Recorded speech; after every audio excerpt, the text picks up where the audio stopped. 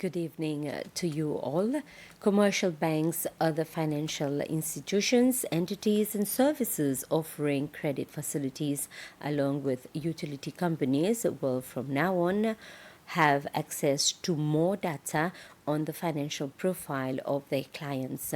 This is possible with the new Seychelles Credit Information System, SCIS, launched by the Central Bank of Seychelles this morning.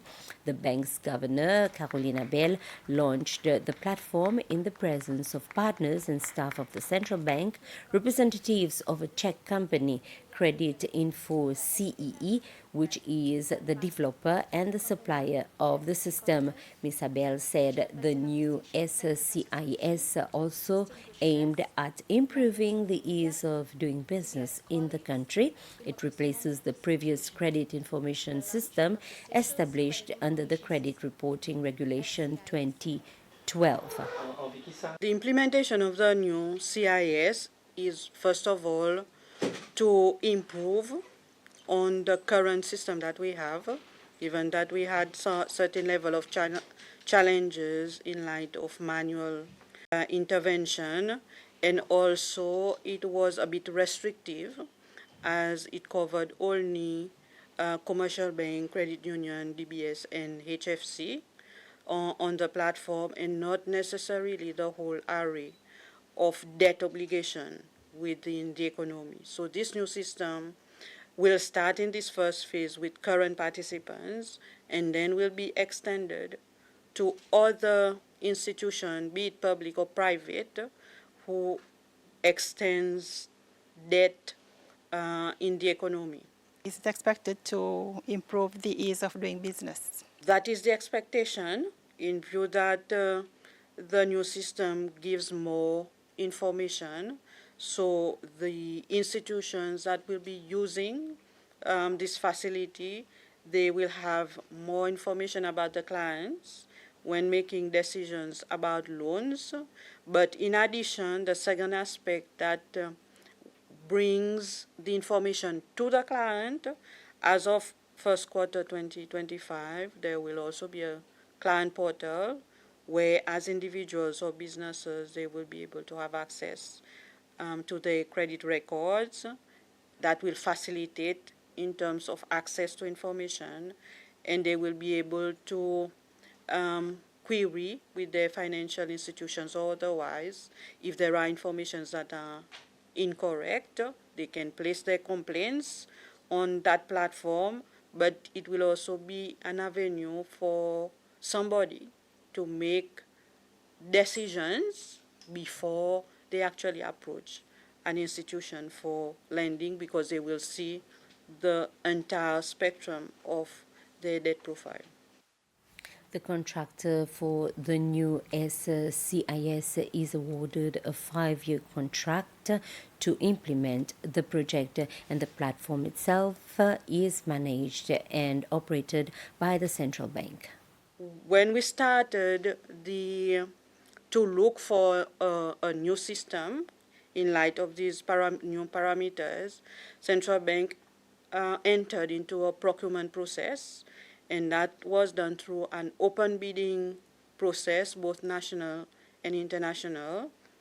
From a national front, we did have companies who asked questions about what central bank wanted to do, but we did not have formal offers from this national entity, and this is when we had, as part of this process, with the submissions that we received, Credit Info turned out to be the best evaluated bidder, and we started the work with them for us to launch the system today.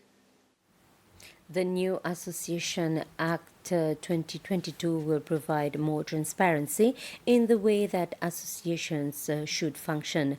To achieve this, the Registration Division organized an open day to educate registered associations on this new law that came into effect in August of last year. The open day took place at the National Library this morning, and this new act repeals the Registration Act, which dates back to 1959. There are currently 435 associations registered under the new act compared to 873 associations that were on the list prior to the introduction of the new act. This is part of the commitment for us to, to help them run their association properly, help them remain in compliance with the law. So today's an example of that, and we are very much encouraged that we've seen quite a bit of turnout. And so we will continue to work with them along with other partners like the FIU, for instance, to ensure that we have good association where the members are protected from crimes or from being abused by those that not necessarily their intent is for them to run an association for the good of the community, but rather for their own personal gain or for criminal intent.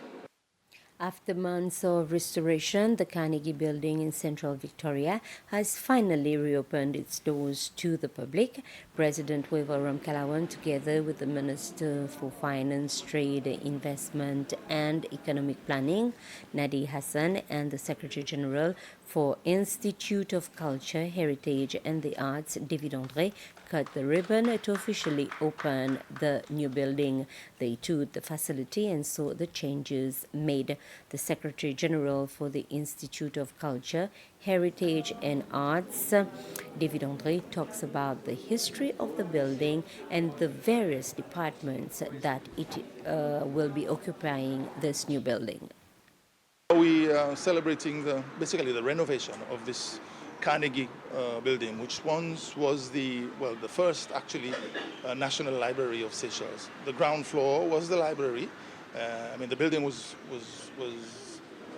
constructed in 1910, and the first floor of that building was an exhibition hall and a small concert hall that people could come here, for different activities. And then in 1964, it was transformed to be the National Museum, including the Natural History Museum, until 2019, when actually the building was not in so good shape, so we had to move out. And eventually, now we've done the renovation work, which is really beautiful, and we've tried to keep the original architecture of that building. It gives a nice lift to small town, Victoria, and of course, help to preserve our cultural heritage. The Natural History Museum will be moved to a new location, right? The Minister of Finance will occupy the top floor. The Culture Institute will occupy the ground floor, but it's not going to be a museum. Just museum staff will be here until we move into the new history museum, Natural History Museum and Maritime Museum, which will be constructed, we start construction hopefully next year, somewhere in Victoria.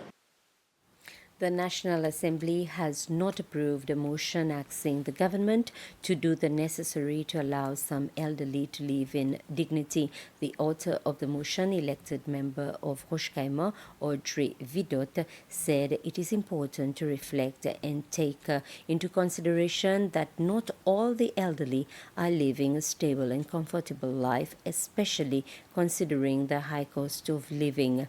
Her colleagues in the minority party supported her arguments, especially for an increase in the social security benefit for the elderly. However, members of the majority party said the president has already announced that the government is considering increasing the benefits next year.